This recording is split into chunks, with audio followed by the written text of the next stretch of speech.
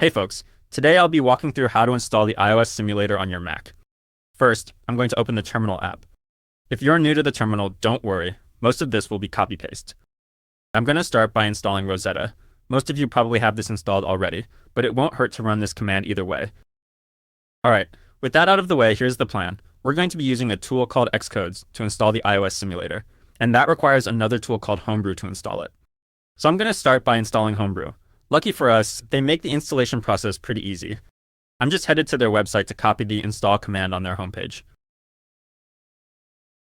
Then I'll run it in my terminal here, enter my password, and hit enter to continue the installation.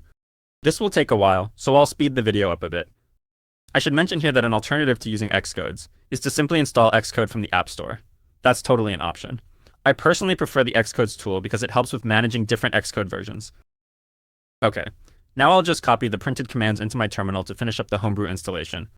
All this is doing is setting up the shell environment to have access to the tool. Once that's done, I should be able to run brew. And yep, looks like we're all set up with Homebrew. Alright, now that Homebrew is installed, we can go ahead and install the Xcodes tool. I'll just head to the Xcodes GitHub repo to find the install command.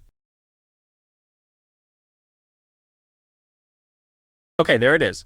You can see that it uses the brew command that we just installed. I'll run this in my terminal. Now I can use Xcodes to install a specific version of Xcode. Let me just go back to the repo to find the command for installing the latest version. Once I authenticate using my Apple ID, it'll start the Xcode installation process. Be prepared for a long wait here when you run this yourself. Xcode is a large application, so it'll take some time to download and install. But we're almost there. After this, we'll just need to install an iOS runtime, and we'll be ready to fire up the iOS simulator. So this is a step I always forget. You need to run xcode select after installing Xcode in order to activate that version. Okay, last step, promise. I need to install an iOS runtime, which is basically the iOS operating system that runs on the simulator. Xcodes makes this easy also. I'll just copy that from the repo and paste into my terminal. But I actually want to install iOS 18, so I'll just update the version before running. This is another command that's going to take a long time when you run it yourself. But once it's done, the iOS simulator will be ready to use. Now again, we could have installed this stuff from the App Store, and that might have been a bit simpler initially. But now that we have Xcodes installed, we can easily switch between Xcode versions and manage iOS runtimes from the terminal. This is super useful, especially for trying out beta versions of Xcode and testing new iOS versions.